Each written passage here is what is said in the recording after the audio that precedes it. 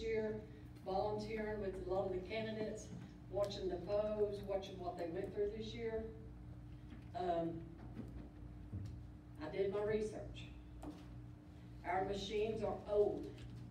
I know the board has brought it before your attentions before, and they've been promised, or at least allocated they would be new equipment purchased in 2023. Well, I talked to North Carolina, I've talked to the inspectors and all of them. Our issue this year with our machines was our Democrats voted double. And they caught it and they fixed it after the election, which caused a lot of people saying voters fraud, they're hiding votes, things like that. Well, digging through this, the guy that came here has 17 counties, and 3 of these counties is only on these machines and the software, which is Macon County, Graham County, and Clay County. All had the same issue, which Democrats voted twice, and the machine with the software. Old, back in the 80s, early 80s. I started voting in 82, and the machines was bought in 81. So the machines are older than I have been voting. So I questioned them, what would it cost to upgrade, to get new ones. Now keep in mind, you can turn your own machines in and get credit. I do not know how much credit. But Graham County and Macon County both had the same issue, where it showed the Democrats voted double.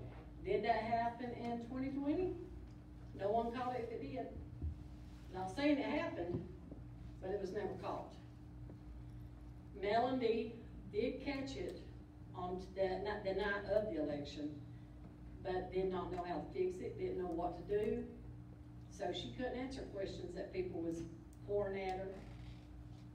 So when we did with and I was down here every day when they did the canvas, when they did the recount, when they did everything they did, I watched, I sat, I listened, I asked questions. So the question was, how old is their machines? How old is it software? And he worked 17 counties, and he only has 3 counties and on his county that's on these machines and software, and those are the machines and the software that glitched on election. Now he says they went in and it was like a check mark on the software. They went in and fixed it, and the numbers came out. But why should we let the citizens think that our votes are not counting or we're being cheated? Basically cheated. And that's how some of them felt. Derek, did you get anything from the Board of Elections? The Board of Elections has actually listed the replacements on their capital improvement plan. It's scheduled in the next, coming up within the next couple of years. But I think I think that's a Board of Elections issue. I think that the well, I'm coming to you as a citizen right, that votes. Yeah, absolutely. The But Board of now Elections he has to told make me, that call, though. The state board. Greg Deals and all them, the county has to replace those machines. Right, when the Board of Elections comes and requests it, they've listed it on their capital improvement plan. Well, he said that I'm coming to you as a citizen, not as the board member, or I'm coming to you by what I seen, what I witnessed. And it's very sad that his 17 counties, that 3 counties had this same glitch with the same machines, the same software, and it's the Unity software that they're using on these machines, which is 81, 1981. And again, Ms. Moore, I would hate to speak for the Board of Elections, so I can't. Like I say, they have to bring that request. Well, the Board of Elections they know I'm here tonight. Right. They all know I'm here tonight. The North Carolina Board of Elections knows I'm here tonight. That I'm speaking on behalf, because I asked them, what would it cost Macon County to upgrade? Less than $275,000. Now I know y'all think that's a lot of money, and it is a lot of money. But we're going to get credit for what we turn in. But something's gotta be done. 2024 president election, and he told me it takes 6 months to set these machines up and get them right and ready. So if you wanna do that in 2024, why not go ahead and try to purchase these things the beginning of the year?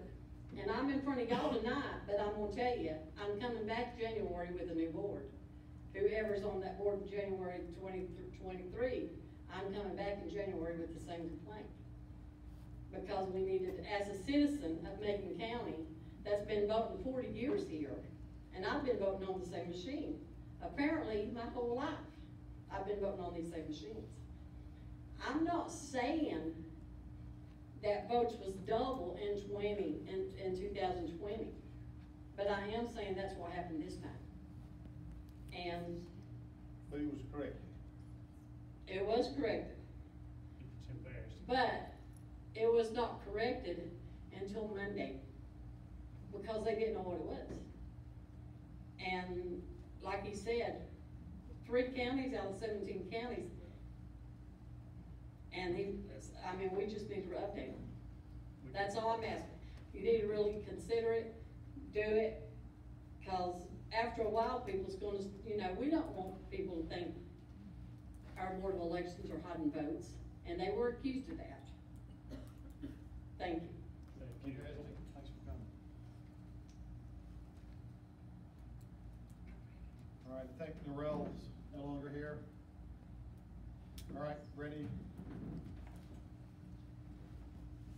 Hi again. 2 things. Thanks. First thing,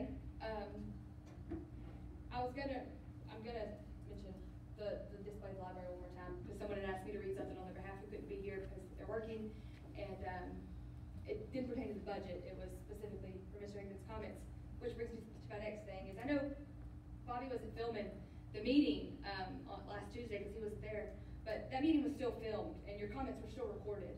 And I went back and looked at what I reported just to make sure that I didn't, because the Franklin Press isn't out yet, so they couldn't have reported anything. So I'm literally the only person that could have done that. And so I went back and said looked what I reported, and it only said that you opposed the increased funding, not any sort of a funding cut. I read the actual Citizen Times article, which got all of their information from me, and it only said increase in funding. None of it said that you had ever said to cut funding for the library staff. So not anything I did or the actual Citizen Times did. But like I said, there's a video of that. I know that you said that the county doesn't allocate money for salaries and for only operating expenses, and while that very well may be the case procedurally, that doesn't change the fact that the conversation on Tuesday night last week was for $20,000 additional dollars out of the contingency fund for the employee salaries at the library. That's specifically what Commissioner Beal said. That's what he specifically asked for. And after you opposed it, Commissioner Beal said, "While I don't disagree with you on your view on that, but what we're talking about is the funding for salaries," and you responded with, "I know, but those displays didn't put themselves up, those employees had to have done that." So your comments were specifically about the employees and the funding for the salaries for the employees. And if anything was disrespectful in that, then I don't want that to come across that way, but that's the factual account of what happened. And anyone who had any views, the majority of anyone that I know who spoke here tonight, watched that video and heard what you said verbatim. They didn't get that from any media twisting your words or manipulating anything that you said, because I'm the media that reported that, and I know without a shadow of a doubt that I did not do that, and I only referenced the increased funding from the library that you spoke and said that you could support because of the display. So there's that. But I do want to read a message from an employee that wanted to say something but couldn't be here, and so I think it's extremely important that we hear it, because it's a part of Pride Month that gets forgotten when we're looking at LGBTQ. That plus community oftentimes gets overlooked, and that's something that's not a lifestyle, and so it's important to hear that. Did you know that Pride Month includes straight people who are intersex? Do you know what the definition of intersex is? I would like to take this time to educate you on a few of those topics. The definition of gender, either of the two sexes, male or female, especially when considered with the reference to social and cultural differences rather than biological ones. The term is also used more broadly to denote a range of identities that do not correspond to established ideas of male and female. The definition of sex, either of the two main categories, male and female, into which humans and most other living things are divided on the basis of their reproductive functions. What is the difference between the two? Well, sex refers to the different biological and physiological characteristics of males and females, such as reproductive organs, chromosomes, hormones, etc. Gender refers to the socially constructed characteristics of women and men, such as norm roles and relationships between groups of women and men. The definition of intersex. Intersex people are individuals born with any of the several characteristics, including chromosome patterns, gonads, or genitals. Did you know that 1 in 400 males are born with 47 XXY? This means that they have an extra chromosome, and that chromosome is an extra X. Physical appearance is no different than whatever a normal-looking man would be, but the actual science says otherwise. And did you know that there are many sex chromosome variations, including Turner syndrome, 1X? They're no different than your chromosome or genetic lotteries such as Down syndrome, autism, trisomy 18. Would you consider not funding a library that provides free education activities and reading books to children and adults because there was a display for Down syndrome? But you wouldn't? Well, why? Because you've been educated on that chromosome disorder. Educate yourself on the science, biology, and the human body, which is part of what Pride Month is about. People such as yourself is the reason why there's such a stigma around sex chromosome disorders. You walk past multiple people today who have one of those sex chromosome disorders and you didn't even know it. Shoot, they might not even know it. Klinefelter syndrome, 47XXY, is the most common but also the most undiagnosed chromosome disorder. While it's rare, it's only rare because men who have it don't feel comfortable sharing their information with uneducated people.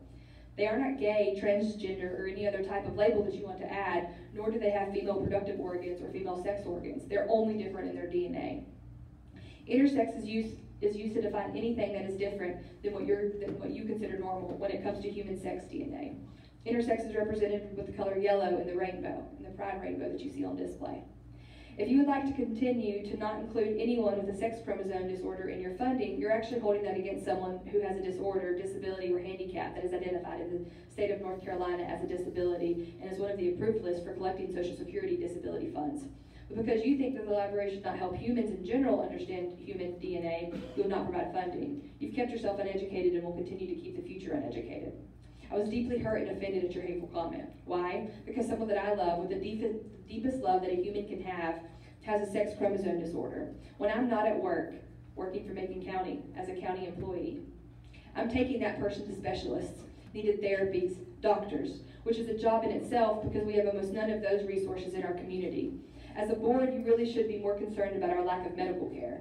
As an elected board member, you should be ashamed of yourself for being discriminatory towards taxpayers. Gay people pay taxes, trans people pay taxes, people with sex chromosome disorders pay taxes.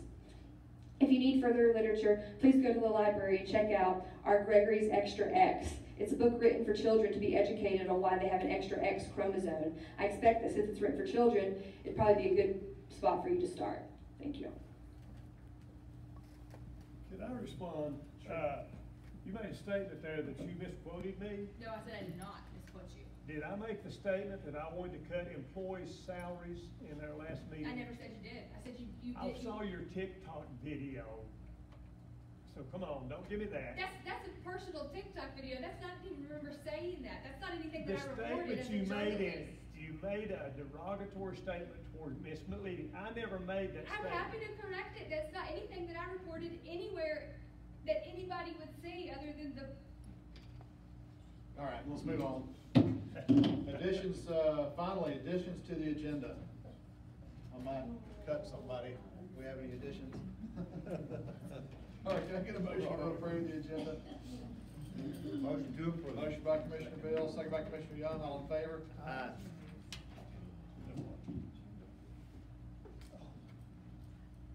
Mr. Mayor, appreciate your patience. Welcome, or I guess it's Vice Chairman Norton today. Mr. Mayor, welcome. Let's hear about the update on Macon County Airport Authority.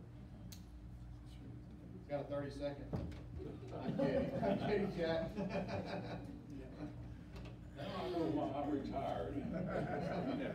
You never had this kind of, what happened? We had several meetings Oh, in here yeah. when I was working. I remember this meeting room was full when we were talking about putting in a landfill. That was really hot. And Oscar Ledford took the heat for that, along with the board of commissioners at that time. But, it's a tough job being an elected official, because no matter what decision you make, somebody's not gonna like it. Somebody don't like my spaghetti sauce. That's just the way it works. So, I never expected to be in the position I'm in now, but I didn't come here to talk about me. I came here to talk about something, and I'm not asking for any money. Motion to approve. We got a motion to approve. But I would like to say thank you to the board on behalf of our airport authority, which I serve on as the vice chair. The airport authority, as you all know, includes both myself, Pete Haycock, Gary Schmidt, our chairman, Richard Rhodes, and Janet Schuler, who you all appointed this past year as the first female on our airport authority, and they're all working good together. We do appreciate Mr. Bill's input as our liaison. Worked through a lot of problems dealing with state DOT, aviation, and DOT roads, and other things that affect us. We appreciate his service as our liaison. We appreciate the board's commitment to our airport, because it is a big economic development tool for us to have. And as you probably heard before, it's the fact that we do have at least one major industry here this year, because the airport is here. And they would not have located here, they would have located somewhere else had they had an airport. And so we don't see all that goes on behind the scenes, but it's a real economic impact. And we appreciate the county's support, and has been over the years. I'd be remiss if I didn't stop and say one thing. You know, we lost our former airport chairman this past month in May. Mr. Miles Gregory was somewhat of a mentor to me when I came to work here in 1985. I believe Mr. Higdon was working for the health department way back then. Probably, weren't you? I don't remember. You don't remember back that far. But anyway. Remember getting that tax money though. But anyway, Miles Gregory was a great leader in the community, and being served as the county commissioner, and also as president of the County Commissioners Association, like Mr. Bill has been elected. We've had two from Macon County, which is unusual from this far west of the state. But not only was he a county commissioner and involved in that, but he was very, very passionate and involved in seeing that our airport was taken care of. And I remember sitting in another room, our regular room, and Mr. Gregory coming and making a report on the airport, and he always did a good job. And I never saw him upset. I never saw him irritated. I never saw him call anybody any names. But he was always appreciative of whatever we had and what we could provide for him. So he's going to be missed. And I'm sure they'll be having a ceremony sometime, and we'll all probably look forward to that. But I'll get back to what I came here for, is to do a little report on the airport. As we mentioned last time when I met with you before, we want to make sure that the airport authority keeps the Board of County Commissioners updated on what's going on out there, because you have a lot of investment in there, and it means a lot to a lot of people here in the county. So I've made a list of a few things to cover, and I've got copies here that I'll leave with you. You don't have to worry about them now, but I'll pass them out before I leave, especially a copy of the comments that I'm going to cover in written form, and also a copy of our code of ethics that we just recently passed. First of all, you recall back when the airport authority went through a lease arrangement with Macon Air in 2018, and Mr. Drake's company agreed to take it over as the fixed-based operator. And we had a contract, a lease agreement with Macon Air. That was pretty much just a one lease that was covered everything. Well, that went along pretty good until the FAA, somebody said, well, we don't really like that. And so the FAA said, well, you need two things. You need a lease for the grounds that you're operating on, and you need a management contract as well. And so our attorney, Joe Collins, and working with Mr. Gregg's attorney, and with the FAA, and with the State Division of Aviation, went through all this for the past 2 or 3 years, and finally got it worked out, took out the language that FAA had a problem with, got it revised, it was approved by Mr. Drake's company, approved by the State DOT Aviation, and have been approved by our airport authority. And so all of our contract issues that were holding us up from the FAA, as far as that goes, have been resolved. Thank goodness for that. So that's one good thing. The other thing is that and we do have a letter from them saying they have no objection to what we have operating now. So we have 2 agreements now. One's a ground lease, and the other one's a management contract, and they both go hand in hand. And so there's no major changes, just a few wording changes and so forth. Another thing that we talked about at the airport authority is something that you all have to deal with as elected officials, and that is code of ethics. And the state several years ago, said that all elected officials need to, if you're elected, go through a training session and then be trained in what code of ethics is and agree to that. One of the things that I read about that was the conduct of local government officials and public employees affects public perceptions of trust in government. One thing that's missing right now nationwide, I think. Citizens expect local officials and public employees to act in the best interest of the public and not to use their office for personal benefit. Everybody would agree with that. That's a good thing.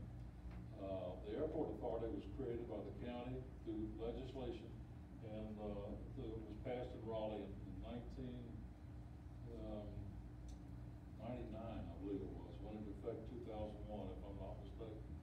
And all government agencies are required to have a code of ethics and agree to it. What the airport authority is an organization that's been created by the county and the state, and is a political unit, which is the county, and the entity or organization created by this political unit should comply with code of ethics guidelines as well. And so knowing that, our airport authority has adopted the code of ethics, and it's been unanimously passed and approved by our airport authority. And I've got copies I'll leave with you. Well, we've got everybody who signed the resolution except Mr. Rhodes, who's out of town. So as soon as we get him to sign the resolution, we'll get you a copy of the original resolution to go in your minutes, along with our signed final copy of the code of ethics. But the code of ethics basically says that we will do basically the same thing you all do, not use our position for any personal benefit, and that we will operate in an open and informed way, making decisions in the best interest of the public and not for personal benefit. And if anyone in our organization has been accused of that, then our code of ethics says that we will notify their appointing authority, which would be you, to take any action you might deem necessary. We have great members on the board. I don't think there'll be any problem with that, but this is for the record to let people know that they need to have trust and support of the people who are making decisions on their behalf. So I want to leave a copy of that with you. The other project we've been working on is the need to upgrade the fuel farm at the airport. It's been out there for a long, long time, and our new FBO operator has made some modifications to be able to fuel planes who can't pull up to the tanks by using trucks and so forth. But we were recently, this past fall, we were awarded a grant of about $900,000, and you all appropriated the 10% match, $100,000, for us to do this $1 million project. It was, of course, and the airport authority wants to thank you again sincerely for the board stepping up and making that 10% match available to do this project. The design and the engineering of that project has been done. It's been out to bid, and we did finally receive 3 bids. It's hard to get bids on projects like this, but we finally got 3 bids. And the bids range from $763,000 up to $1.7 million. That's a wide range. And what we found out was that the low bid had to be rejected because the North Carolina Department of Transportation Aviation Division, they said it didn't meet all the qualifications. The contractor didn't meet all the qualifications that were required. And if we had done that, we probably wouldn't have gotten the grant money to do it. So they had to go to the second lowest bidder. The second lowest bidder came in at $811,722. So we're still within our $1 million budget. That doesn't include our design, engineering, construction, management, observation, and inspections, and all that kind of stuff that goes along with it. So we think we're within budget on that one. The other thing, it's hard to get these tanks in. So they've been ordered, but they're not going to be delivered until September. And when they're delivered in September and the construction starts, they have 90 days to complete it. And it's a not to exceed contract. So they're pretty much locked in. That lets you know where we are on that. And so we're hoping to have all that up and running by 2023. We also had an opportunity from the state to do some improvements around the airport itself, the runway. So the airport authority was recently approved, we approved a new maintenance agreement. We have a maintenance agreement with the state DOT Aviation that they'll do certain maintenance things just like they do on the highways there, on airports. And so we were notified this spring that the state was going to be making a maintenance award to the airport authority, and that would include runway rejuvenation, clean and paint, and add black outlines and crack seal. Also, it included work on the apron and the helipad for removing and curing compound, clean and repaint, and add black outlines. All this is being done by the state. It's being done now. It's almost completed. If it's not completed now, it will be in the next few days. At no cost to the airport, at no cost to the FBO, and at no cost to the county. So that's a big improvement. We've had a lot of pilots who complained about the condition of the runway, and this will be a big improvement for them. So we're looking forward to that. The state also requires us to go out and solicit bids or RFQs for engineering services every 5 years, just like you have to do on landfills and when you're selecting an engineer for a job, for a project, or an architect, and so forth. So our engineering services are required to be advertised, reviewed, and the board has to make a decision on who to employ and engage as the engineers. You can't base it on the salary alone. It has to be based on qualifications. After you select the most qualified person, as you all know, then you can negotiate how much you're going to pay for that. So that's what we've done. And the airport authority has agreed to continue our engineering contract with WK Dixon. And they've been there for another 5 years. So they've been the airport engineers for several decades. I can't remember back when. I think the first one I remember us having was from Chattanooga. They did a terrible job, and then WK Dixon came in, and it's been them ever since. So Jimmy Luther does a terrific job for us, helping us with grants, helping us with maintenance, helping us with opportunities out there. So WK Dixon is going to be our engineer for the next 5 years for the airport. The other thing that we've been working on is the MOA, Memorandum of Agreement, or MOU as some people call it. Mr. Beal is very familiar with this.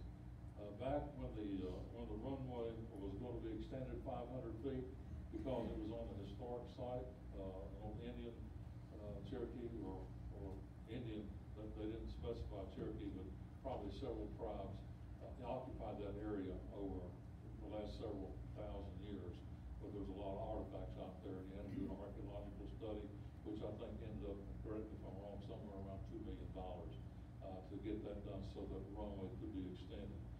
That was done, and in order to do that, the FAA required us to have a memorandum of agreement with all the affected parties, which is not just the county and the airport authority and so forth, but also the Eastern Band Cherokees and 3 or 4 other tribes that are now in Oklahoma. So we went through all that process year after year. Miles Berry worked tirelessly on that, trying to get that approved. It was approved by everyone except our Eastern Band. And so it carried on. It started in 2008 or 2009, and finally in 2013, the MOA ran out. So FAA said that was over with. That was in 2013. So you might as well forget that. We don't need to go back and do that. So what you need is a new MOA now. So any other property that's disturbed out there is gonna have to have a new MOA. And so, the good news about that is, we are working much closer with the Eastern Band. And, we've got, thanks to Mr. Bill and some other folks, we've got some good, contacts over there. And, we're hoping to get some of those folks over here to take a look at the airport, because it does benefit, the reservation, because a lot of people fly into Macon County Airport and go to Harrah's and places over there. But this is the closest, best airport for them to use.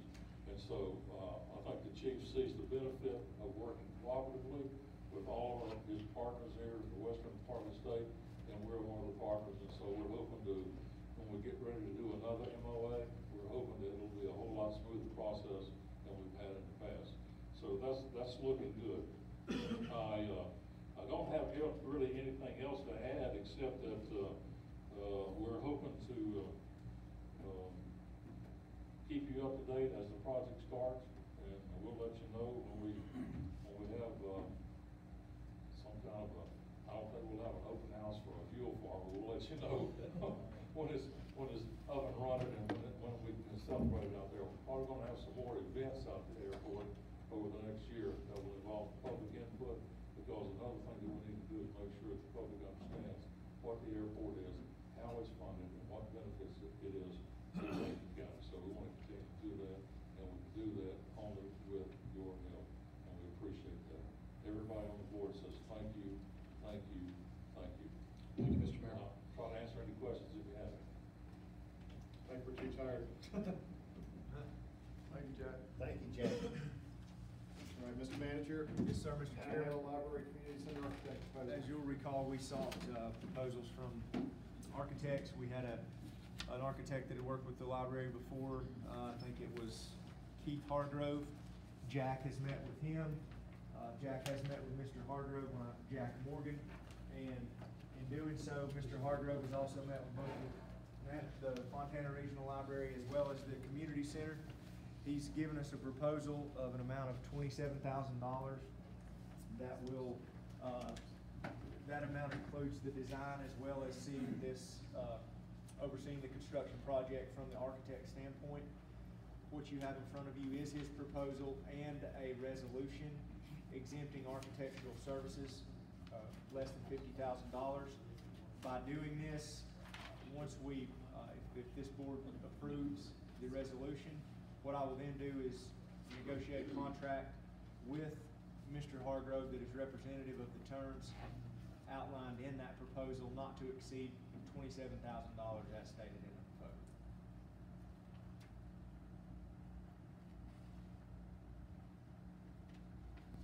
What was it, 27,000? $27,000.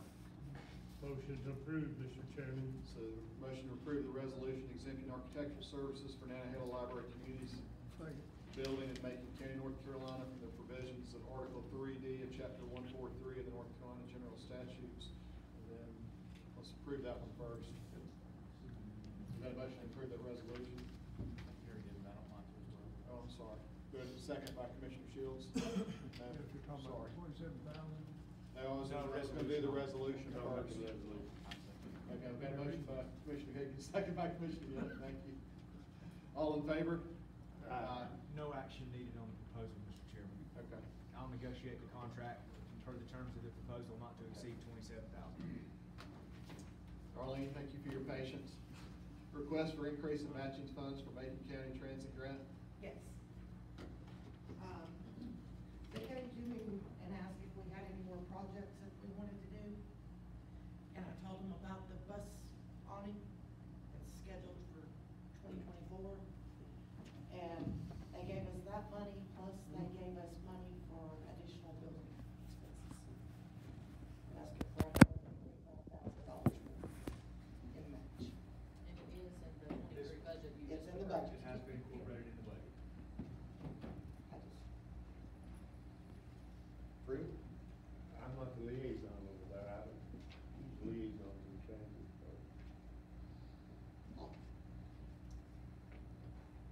It's in the budget. it's in the budget. I mean, what action is needed? Just for Judy to sign a sheet of paper saying that we're gonna get Y'all are good with a this? match I'm of good with it. $200 and $8,000. I mean, thank you. I need a motion. You have to have a motion. Have to have a motion. I'll make a motion, we approve. You sign it. We get a second? Second, all in favor? Aye. Yeah, you sign it. I'll sign it. Okay. That's possible. That in your. All right, Joe, bond agreement for Jamestown Village Phase Two. Don't worry about me. Joe, you need some coffee? I'll thank Joanne and Tim for hanging with us tonight on this. Thank you. They know what they were getting into tonight. That's our developers. Snowbar LLC would like to enter into a bond agreement with Macon County for Phase 2 of Gemstone Village. This will be for unbuilt roads and unlaid utilities. The amount of that bond will be $735,992.50, and the developer will be putting up a certified check. You good with it? Good motion to approve? So moved. Motion by Commissioner Young, second by Commissioner Bill, all in favor? Thank you for all you guys do too. Y'all waited that long. Just in case.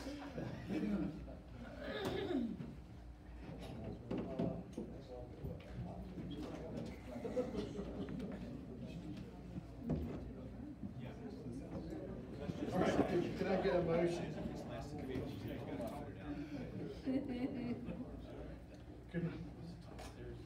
We get a motion to approve the fireworks permits for Nantahala Volunteer Fire and Rescue, the Town of Franklin, and Highlands Area Chamber of Commerce. All the documents seen in order, Documents in Mr. Chairman, I make a motion to approve. Hey, Joe.